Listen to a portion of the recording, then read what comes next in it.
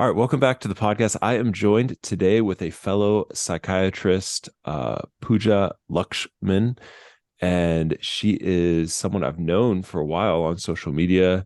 She does a lot of women's mental health, perinatal, postpartum anxiety, depression, self-help for physicians, and she wrote a book called Real Self-Care.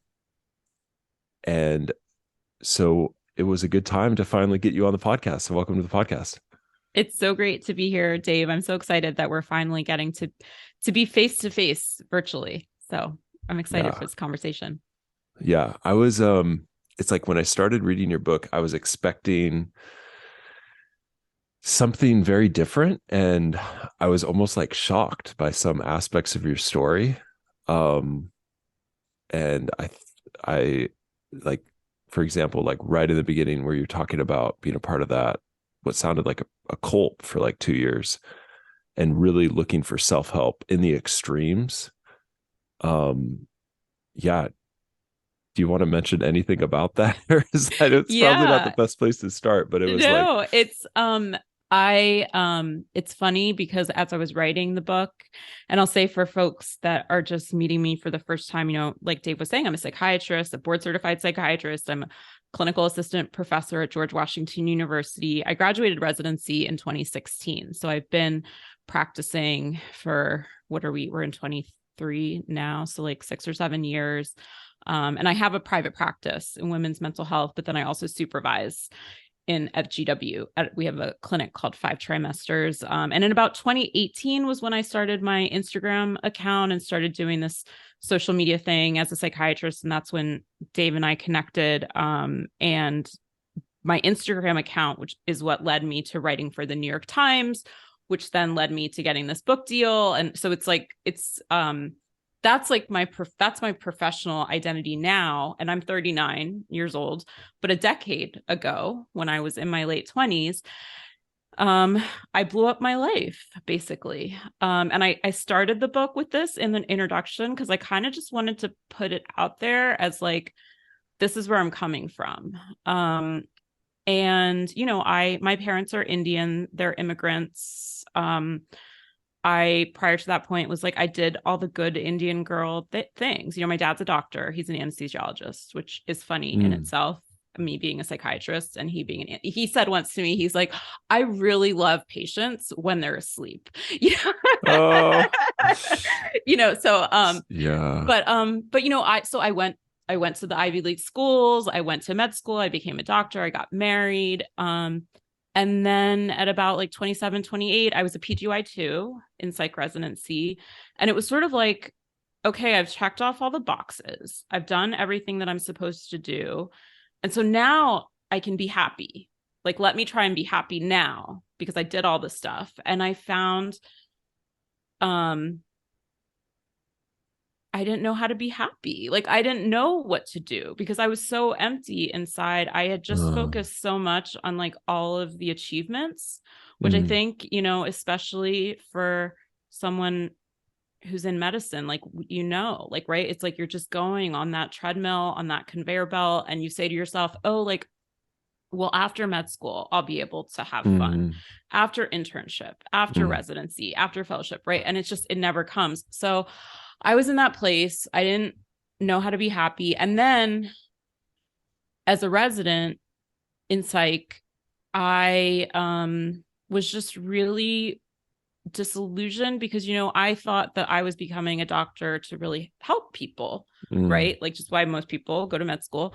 But then, you have a patient who's unhoused and they come into the ER and the only thing that you can do is give them Zoloft when like what they really need is housing. But like, I can't do anything to get you housing. Or like a woman who, loses childcare for the third time in a month. And so she's getting fired. And it's like, okay, well, like we can talk in therapy, but I can't fix this problem for you. And so I felt betrayed, actually. Like I was sort of sold this shoddy set of goods in terms of like what the compact was for medicine. And so Mm-hmm. I was super destructive. Like I was really angry. I left my marriage. I moved into a commune in San Francisco that was based and studied female orgasm and female sexuality and meditation.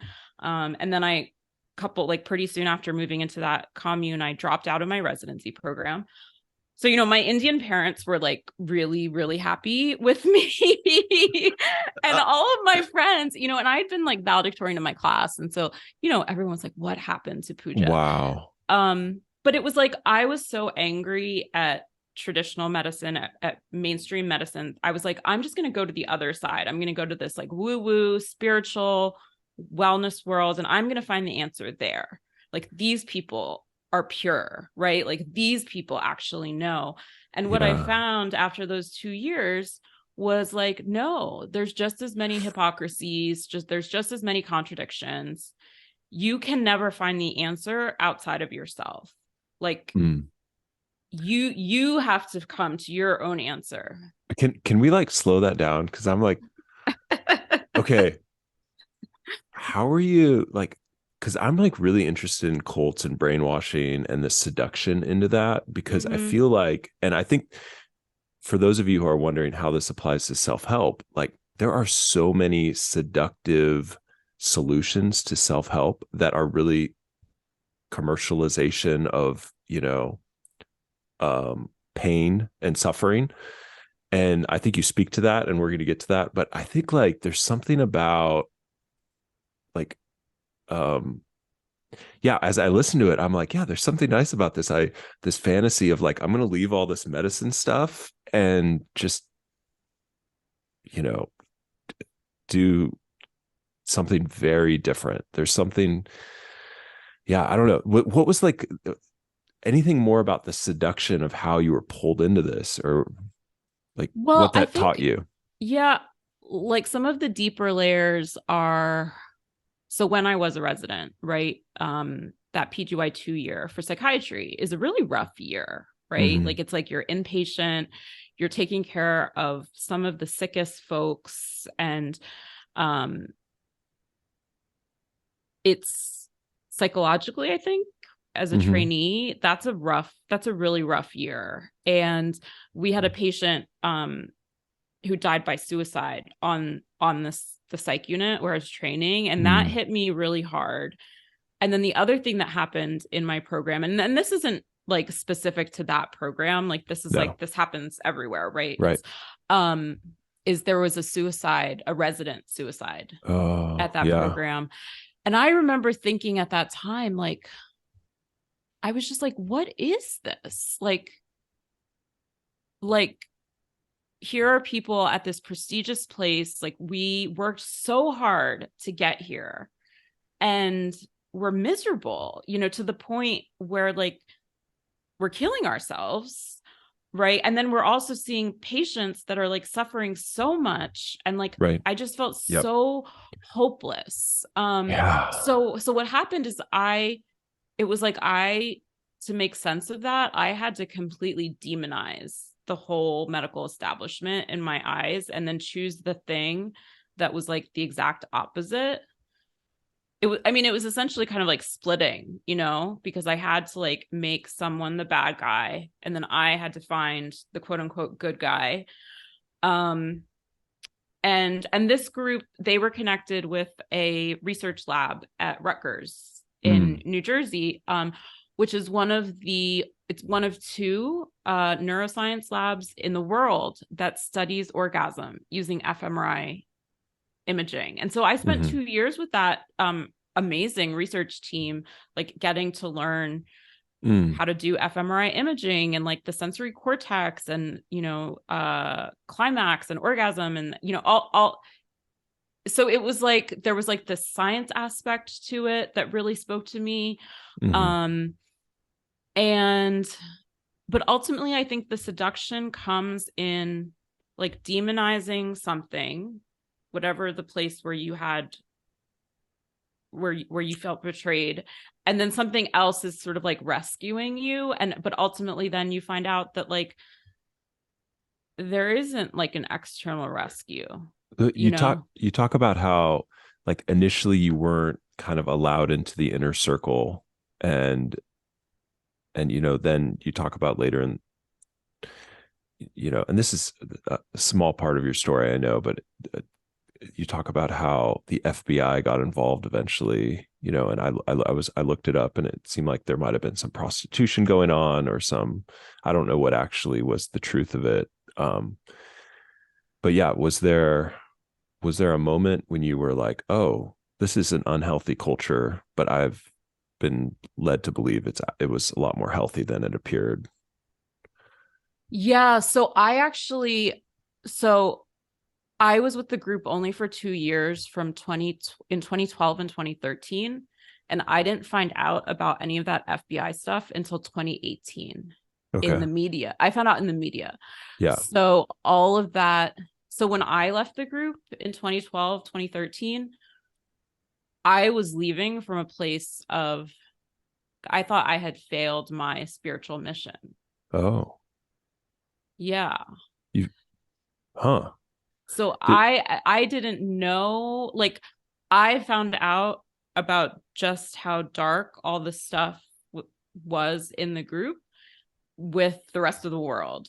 And so every time something comes out about this group, it actually, and I've been in, and maybe I'll just back up too, just for folks that are just listening for the first time and are like, who is this person? After that, I left in 2013. And I was really privileged to still be a doctor, right? Like I could still come back to a career. I had a family who could take care of me because I had all these resources and privilege. I was able to get back into therapy, actually, with my therapist that I used to see when I was in med school. She was so gracious and took me back. I got back on SSRIs, got treatment for my depression. And then once I came to GW, where I ultimately came on the faculty, I got into psychoanalysis with my analyst, who I still see now, although she's retiring in December, which I'm very sad. But I've been in analysis, on the couch 3 times a week. I guess 7 years now. So yeah.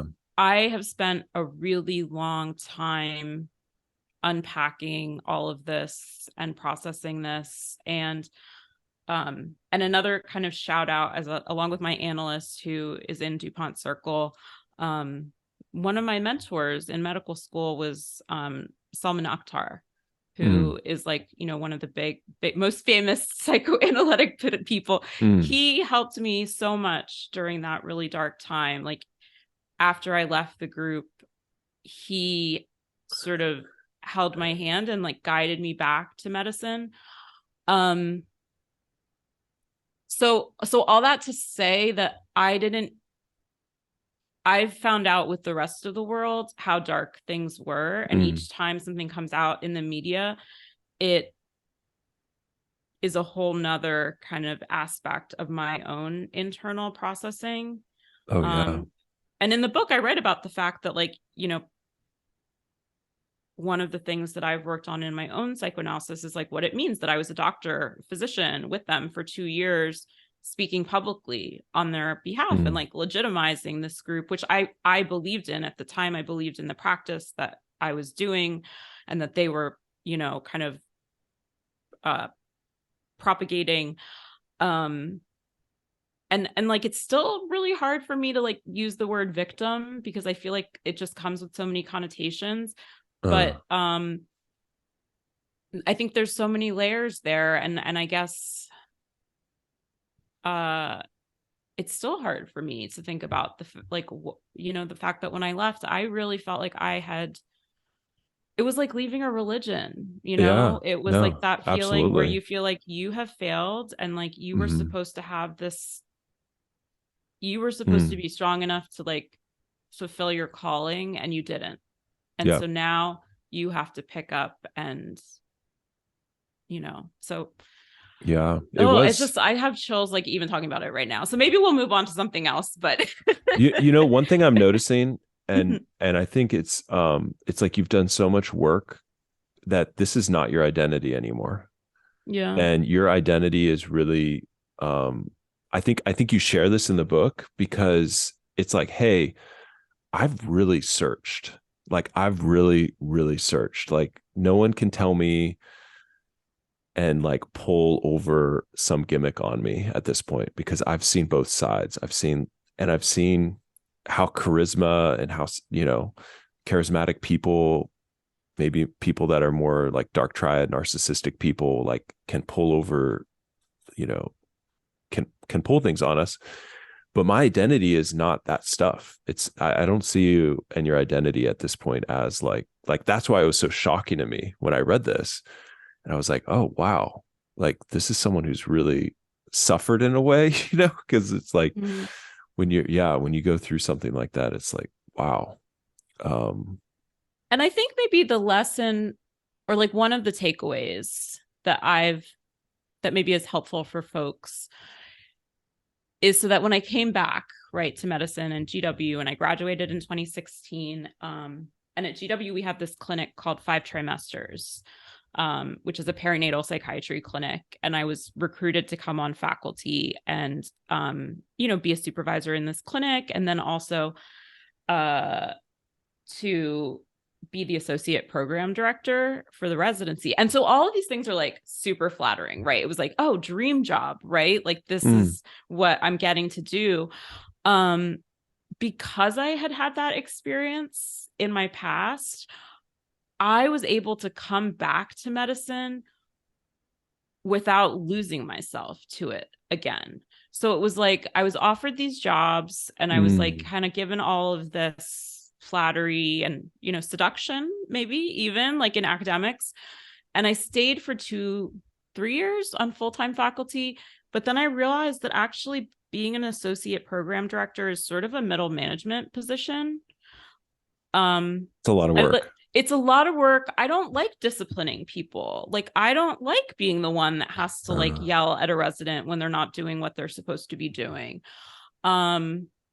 It was a healing journey for me, though. I'll say, like, another side note, is that like when I was leaving the other program that I was in, like I pretty much fled, and I think I really was ashamed of like everything that happened around leaving my first residency program, joining the cult, like all that huge mess of my life. I was like really ashamed that I was a bad person or that I was a bad doctor. And coming back to medicine and like being in the leadership of a residency program and seeing like, oh no, actually I am a good doctor. Like I didn't, like my mess ups were actually like very, very small in comparison to the ways that other people have, like now that I was on the other side of it and sort of seeing the ways in which trainees can sort of go off the rails. I was like, oh no, I didn't even really go off the rails. Like I just had like a little slap on the wrist and I ran away. So anyway, what I'm trying to say is that like the lesson for me is like I came back and then I realized like, oh wait, I don't actually want to climb up the ladder in academic medicine. I don't want to be a chair of a department. I don't want to be a program director. And I was like strong enough in myself because I had failed so profoundly before that I was okay being like, I'm going to leave. I'm going to start a private practice. I'm going to do this social media thing. I'm going to write. I don't know where it's going to lead. I don't know what's going to happen. Yep. But I was like confident enough to just go with it. You had the courage. Yeah. And you had the identity of like something I'm beyond. I am not here to necessarily please the system. Yeah. One thing that resonated with me a lot is you talk about how, when we think about physician burnout or provider burnout, it's like, oh, here's a yoga class, which you like yoga, but it's like, okay, here's a resiliency training. And I looked at this one meta-analysis that showed that it was more a systems issue. Like changing the systems actually made a bigger impact on burnout than like trying to approach the doctor, right, and change the doctor.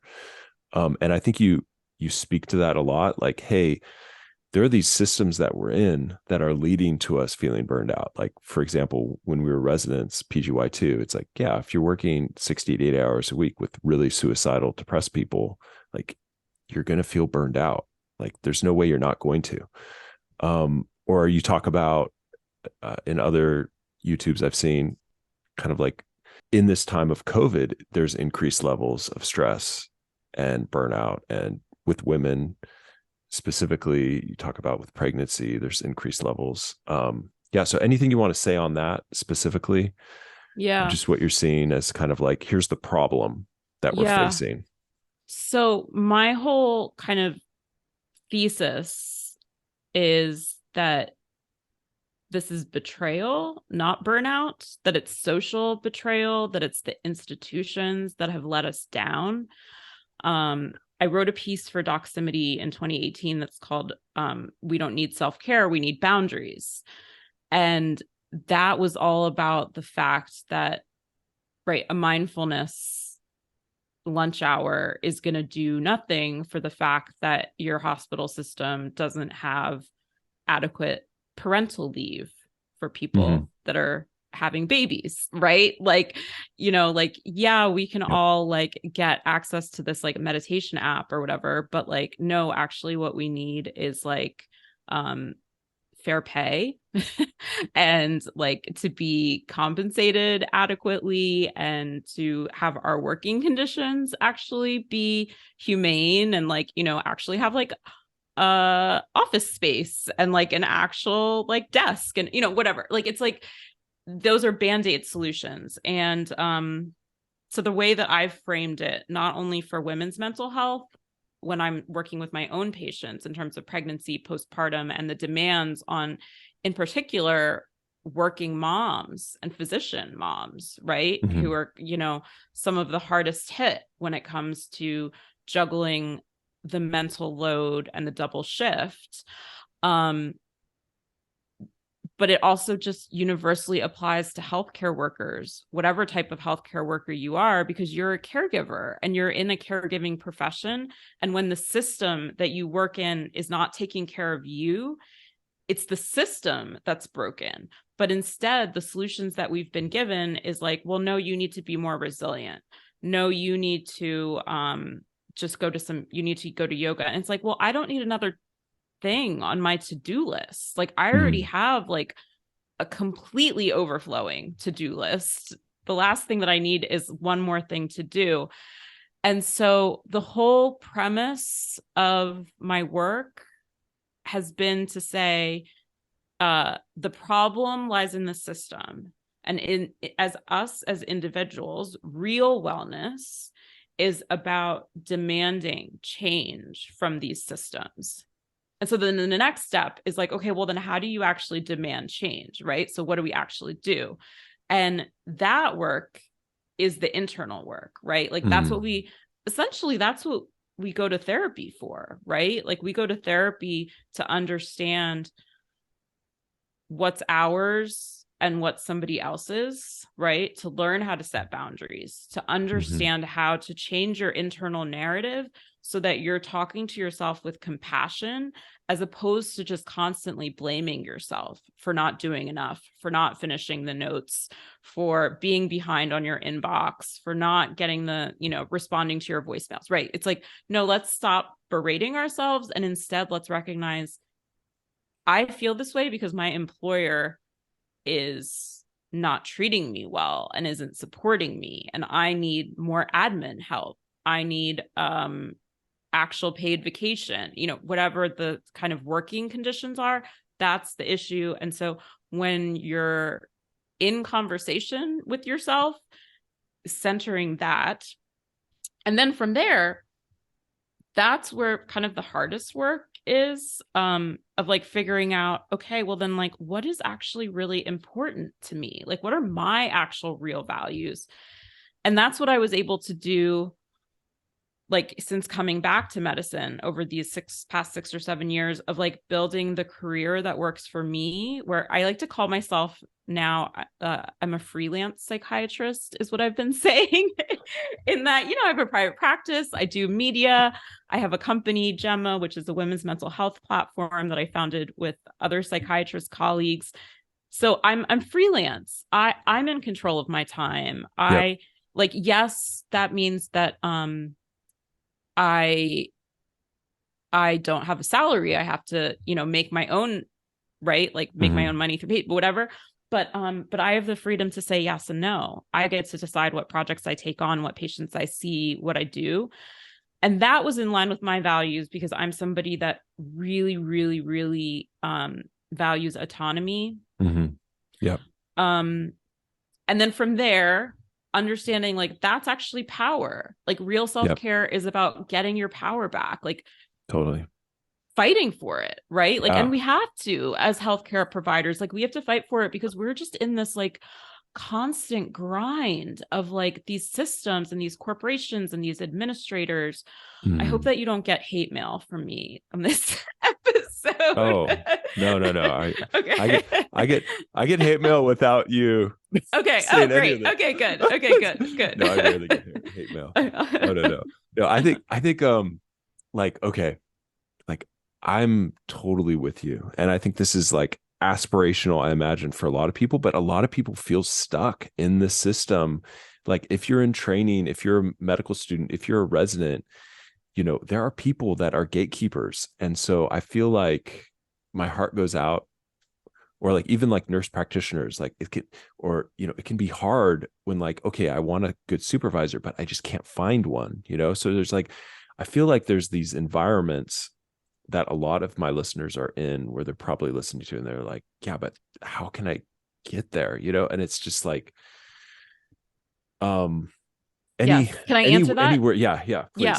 Okay. So I have two thoughts on that.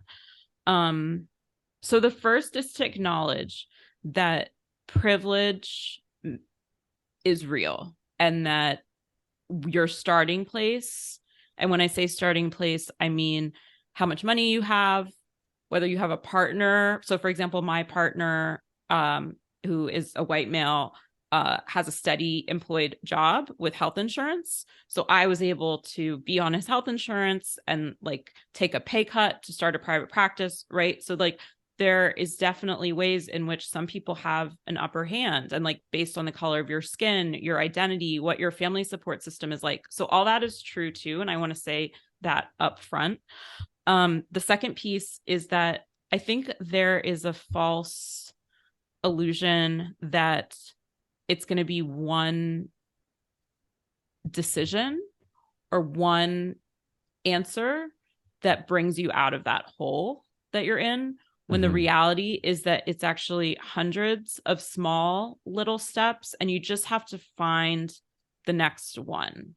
Like it's usually actually not some sort of huge dramatic thing. Like as we talked about at the beginning of this conversation, like it's not actually blowing up your life and moving into a commune. Like I tried that. You don't have to do that. I did that for you already. Like, it's actually the smaller things of like, I do agree, like mentorship and sponsorship is so important. And I know that you do that a ton in your work, Dave. Like, I think actually, like for me, social media was actually really, really powerful. Like getting your voice out there and finding the other providers in whatever field that you're in who are also doing the same thing and who are also kind of like outside the box. Yep. That really, really helps, because you need to see, like, you kind of have to find your tribe. Like you have to find the people who are also a little bit on the leading edge and sort of like trying out different things. The other kind of takeaway that I would have is like, yeah, if you're a med student or if you're an intern, it's going to be like really small things. It's going to be like saying like, yeah, I deserve to be able to eat breakfast in the morning. Like it, it's not going to be like some sort of huge, like it's going to be like really small changes, or like, I'm allowed to take an extra half an hour to like, read something that is fun for pleasure, you So, know? so I had this Yeah. thing that's just like, I had this resident or a couple of residents at a program in the Midwest who I was meeting with, and they had this attending who would call them in on the weekends to change their notes, and and then sometimes call them back a second time on the weekend to update it. Like, this guy sounded some combination of narcissism and just yeah. So to me, what I said to them was, hey, talk to your program director as a group and come up with a strategy as a group, because you guys are fearing that this guy is going to be a gatekeeper and you're not advocating for yourself with your program director. I don't think your program director would want you to come in on the weekends and change these notes. You could say to this guy, hey, I'm out of town, or I'm like unavailable, but they felt completely powerless to do that, to have that conversation. Anything that you would tell this group of residents as well with your Yeah. knowledge? Well, I like your advice. I think there's power in numbers, right? So always bring some, like, if you can get a group. Sorry, my cat Fifi just always loves to come on podcasts. I agree with getting a group. Bring a solution. Like, if you as a group come together and recognize this problem, when you go to the program director, come up with a solution for him already. So it's really easy for him to say yes. And I don't know like what the particular solution is for this. Whether it's like, yeah, this attending can write what he wants us, or like give us the notes and the feedback, and we'll see it on Monday morning, and we'll make sure that by Monday at 12 noon, we have those, we have the notes amended or whatever. But like proactively coming up with the solution, so that for the program director, it's really easy for him to say, yes, that makes perfect sense. So essentially it's sort of like managing up. Yeah. And I think that in medicine, we don't get training in that, because medicine is often framed as like, it's like this calling, it's like this noble thing. You're supposed to just do everything and be there all the time out of the good of your heart. Trying to think what else. I think that's probably what. Yeah. I think it took some courage for you to jump to start your own thing. And I know a lot of providers, it's like when I talk to them, they desire that. It's just that they feel, for various reasons, difficulty in making that jump. I do think I think it's certainly easier as a mental health professional to do it, because we don't have all the infrastructure overhead. But I think that's changing, because there's so many, there's direct primary care practice now. There's like all these other sort of avenues, it feels like, where other specialties are sort of waking up to this understanding that as physicians and healthcare providers, that we have sort of just become cogs in the wheel, and taking back some of our control and autonomy. So I think, again, like coming back to what I was saying earlier, that it's like the first step is actually like small changes. Like usually the first step is not to quit your job. Usually the first step is to start meeting the right people and like having conversations with other people, and even like listening to podcasts like this, right? Listening to other people who are doing things differently. I remember when I was first, like, it took me a whole year to leave full-time academics, and I started on Twitter by following a woman who is a PhD and has a podcast and a website that's called Academagig, like academa plus gig. And she has just this whole like stash on her website of like information about people who work in academics but are like unhappy and trying to figure out like what is the next step. And she advises the same thing, where it's like in the beginning, in that first year or two, you don't want to leave your steady paying job. You want to start to like put in seeds of like what is the next thing and figure out what it is. and only once you've kind of like done that legwork, then do you kind of like take the leap. Yeah. Yeah.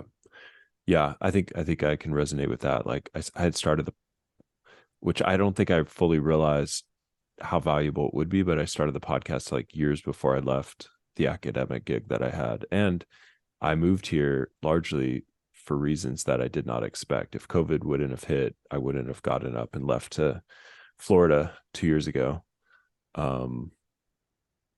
So I thought I was going to be a lifer, to tell you the truth.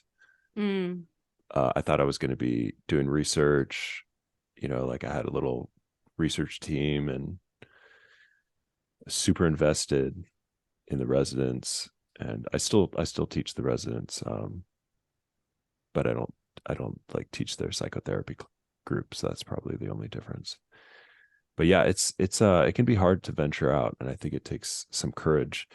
I think it also takes knowing your values and like what your unique contribution is, and like, yeah, speak to that. Well, so because I remember when I was going through this too, I went to, like, it was around the time when I first started writing for the New York Times and was like doing the Instagram stuff and was feeling self-conscious that I wasn't doing like real research anymore, and I had a conversation with Samantha Meltzer-Brody, who is now the chair at UNC, and she's kind of like one of the foremost perinatal psychiatry researchers like in the world. Okay. Like she's kind of like the top, one of the top dogs. And she said to me when we got on the phone, like I was super nervous, and she was like, Pooja, like you are doing so much for women's mental health. And I was like floored, because I had thought, I was like, no, like I'm just this little person that like couldn't hack it in the research world. So now I'm doing social media. And she totally reframed it for me, because she was like, no, like we need people like you. Like this is like, we're all working towards the same goal, but it only works when each person is actually like doing what their strengths are. And my strength isn't research. Like I hate academic writing. And that would be a waste of me, Yeah. And so it's kind of like, instead of like holding certain ideals, shoulds on the pedestal, like allow yourself to do stuff that actually comes more naturally to you. And I think that is also something we don't get taught that in training, right? In training, we get taught like the best path is the ivory tower, the NIH funded research, the lab, right? Like that's the thing. But there's so many other things that are also really important. Yeah. And to some degree, it could be seen as like breaking out of a subtle brainwashing, right? Because it's like you do have a strong culture. There's a strong culture that is necessary to keep the institution afloat, right? To have these ideals of like, this is the dominance hierarchy that you should care about, that you should, devote your life to. And so you kind of like, as an independent, courageous person, ventured out of that to find your own journey, which is filling a niche also in the world of like, no, the world needs you to be that person that ventures out. I don't know that if I would call it courageous. I would say that it's probably more just out of like sheer like intolerance for okay. Hey, go ahead. And I have like a bit of like a Bernie Sanders view on like the entire medical establishment. Like I do feel like I think it's like a workers' rights issue with medicine. Like it's just the working conditions, whether we're talking about trainees or any healthcare work, like the working conditions are so terrible. And it's there's like a pyramid scheme aspect to it. Maybe we can come back and talk about that later, but well, hey, actually, I feel like so much self-help is like couched in an MLM. Yeah. I remember like having such a vitriol towards all MLMs, and I'm sorry if you're listening to this and you're part of a good one. I'm imagining there could be a good one out there.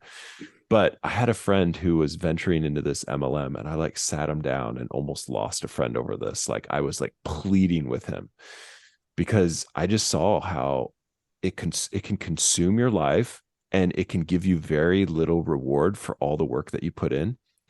And I see a lot of social media people are essentially promoting something like an MLM or, you know, a skincare product that it's like they're getting paid like 60 grand to do this post or whatnot. You know, they're getting paid quite a bit of money to promote this product.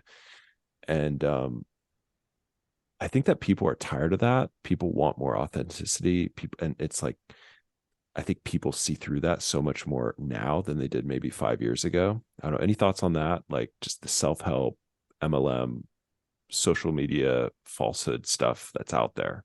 Totally. I mean, it's a scam. It's completely a scam. It can be really predatory. And it's essentially sort of,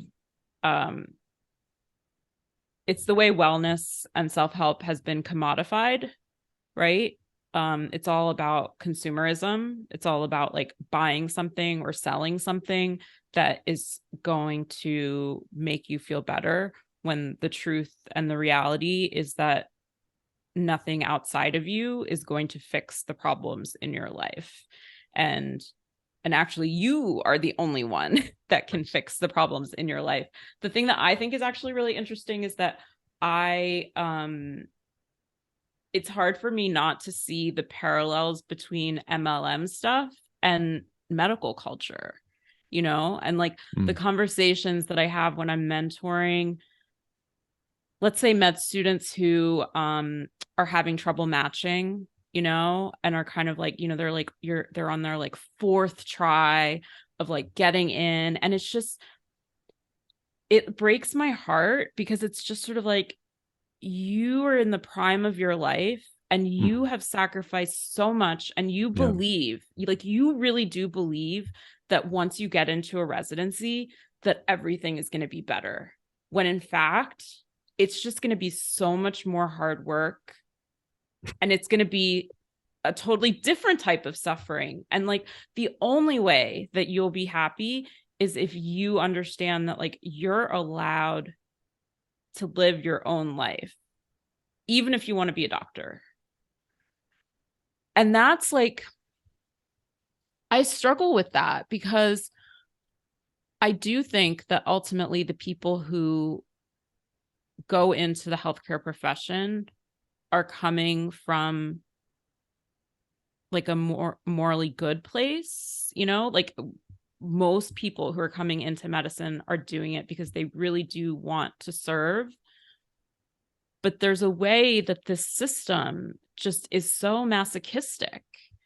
And because it's so masochistic, it sets you up to think that once you get to the top of the MLM pyramid, that then you'll have arrived and then you can be a whole, full person. But very few, right, actually get that, right? Because most are actually saddled with hundreds of thousands of dollars of medical debt. As like the last thing I'll say on this, it's funny because you know, my parents have a lot of Indian friends who family friends who want, you know, they all want their kids to go to like those 6-year training programs where you know, do a short college and then go to, and so they would sometimes call me to ask for advice, like, hey Pooja, like what do you think I should do to get it? And I would just start telling everyone, no, like don't, why would you skip 2 years of college? Like those are the best years of your life. Like, no, go to 4 years of college. And then if you still want to be a doctor, go to med school. And then people stopped calling me. The aunties and uncles were like, don't talk to Pooja. No, something's going on with Pooja. Like, well, and because I was just like, why are we so addicted to suffering? Like, why can't we just let ourselves? And it's because of the system, right, that has trained us to believe that if you give every ounce of yourself, then sometime in the future, you'll get it back. But that's not true. It's only true if you make it happen. So I think that's like what I want. That's what I really want like folks that are in medicine to like really meditate on and think on. And again, like what you were saying, like there's going to be people like might be listening to this that are like, I'm a resident. I just have to do the hours that my program tells me, you know, like I am beholden to this institution. I don't have a say. And like probably 90% of that is true, but there's probably 5 to 10% that you can figure out, that you have some places where you can exert some agency. I don't know exactly what it is, but like that's the question to sort of reflect on. Yeah. I think a lot of the medical students, residents that I meet, their most stressful things are interpersonal things with supervisors or bad mentors or jaded, you know, like people in the establishment who are just, you know, controlling them excessively. I try to help them refocus on like, okay, what brought you into medicine? It's to help people. That's a good desire.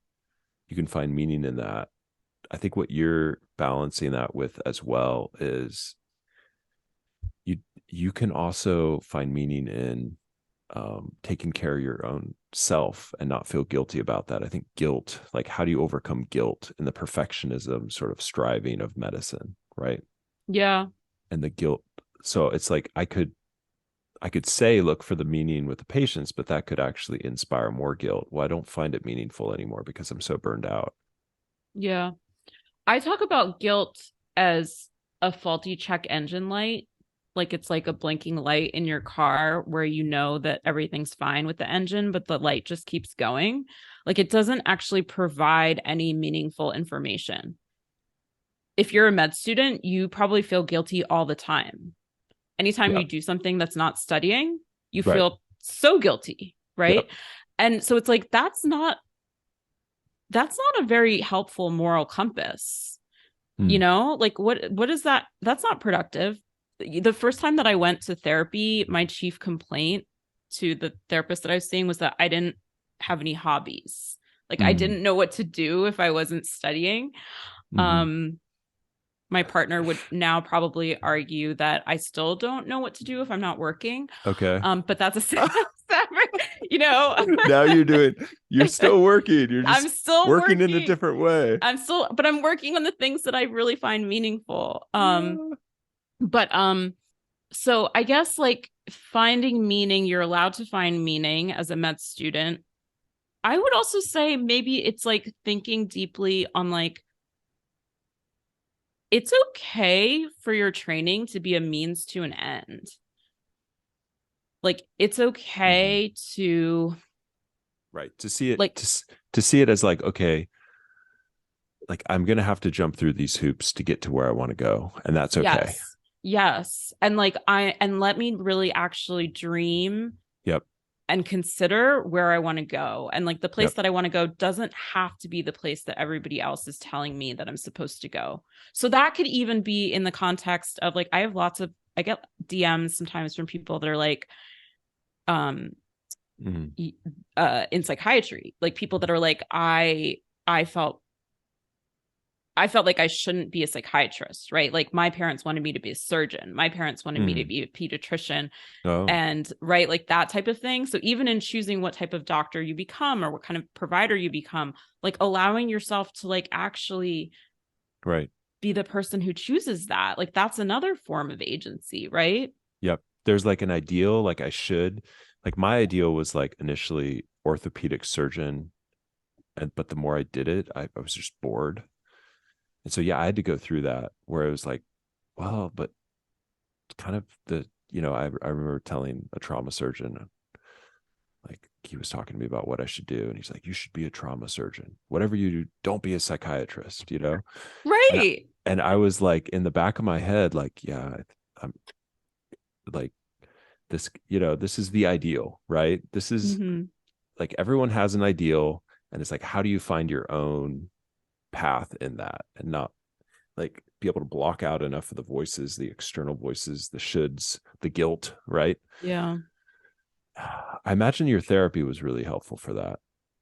It was so helpful. It was psychoanalysis is something that, I know it's like I sometimes feel self-conscious about talking about it because I know it's such a privileged, um, it's so privileged to be able to have the time in your life to be able to do it. And the reason that I was a bunch of things. One, I found an analyst that would see me for sliding scale. So she reduced her fee for me. Two, I had health insurance that reimbursed it, most of it. And then three, her office was located just 3 blocks from GW. So I could walk in between patients. And, the thing that I would say, because, like Salman Akhtar told me, like the reason I went to see her is because Salman Akhtar was like, Pooja, you need to go into analysis.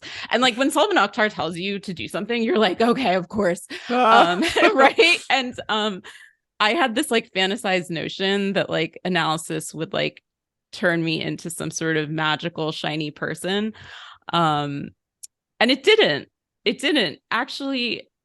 I don't think any of the choices that I made in the past 7 to 8 years are different. I just understood them so much more. Like I understood what my choices were and why I was making them, whether it was leaving full-time academics, whether it was like deciding to move to Texas with my partner and getting more serious with him, like deciding to be a mom, like all these things were like huge life decisions that I had the space to actually like come to them on my own with my analyst, who I love her. She's amazing, and I can't believe she's retiring. So hopefully I don't fall off the rails without her. We'll see.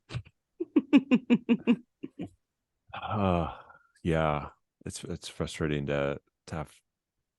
Maybe she can like keep you as a patient or something, like just once a week in your retirement. We talked about that. Just once a week. Let's go down to once a week. If you want to take a vacation, I'll be okay. Right. My mentor, Dr. Tar, he's like 96 or 97.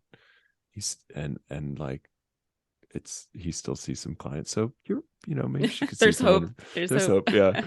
Yeah. Oh. Wow. Okay. So I feel like we've covered so much. Is there any other big categories you definitely wanted to get to in terms of like, let's just narrow it down to providers doing their own self-help journey, their own self-care journey, like anything that's still like lingering in your mind that you would definitely want to put out there to them? I think the only thing that I would say is that it's like healthcare professionals, like you guys are my people, right? Like I've lived this so deeply, and like the lesson, like the soundbite that comes out of it is that the real self-care is in your decisions. Like it's the choices that you make for your life. And I just want everybody to know that like you do have choices, even despite being constantly surrounded by all of these systems. Like I think healthcare workers are some of the most overburdened and most time poor, right? And so it's like you have to be the one to claw back that time. And then once you have it, like that's where you figure out like this is my one life. Like I get to decide, and I'm allowed to decide. I just want people to like keep that voice in their head and like, keep coming back to these types of communities, like, whether it's yours or mine or like the other, like there's lots of these communities of like mental health professionals like us that are having these conversations and coming to it from a place where we're not trying to sell you like a skincare product. No. No. By the way, do you have any conflicts of interest to report? Right. Well, I do. I saw the form that you sent me, okay. And I didn't fill it out yet. So I do have a company. It's called Gemma. And it's a women's mental health education platform. Okay. That's not a conflict of interest. Okay, great. It's for providers and it's an education platform. So it's not considered a conflict. Okay. Okay. What I was thinking was, you would be proud of me. So I got so busy. I was working from like 8 till 5 every day, 5 days a week, without considering any of the podcast or social media or anything. Right. Just so patience. Just patience. Oh my And God. so at the beginning of this year, I was like, and then I would try to like, I'm going to block out like Wednesday from like 8 till 12. And that's like, I'm just going to keep that no patient cares. And then patients would kind of like leak in, Yeah. like, I Yeah. really need to see you, Yeah. which I like. I love seeing patients. So like, it would just fill up. Right. But finally this year, I was like, I'm going to block off Thursdays and see no patients. Right. Awesome. Occasionally, a doctor slips in who can only see me on Thursday. But Mm-hmm. by and large, it's like no patients Thursday. So I have at least one day where I'm like balanced. I don't know. I'm very proud of you. I don't know. Maybe that's not good enough from your I think reaction. that's great. That's great.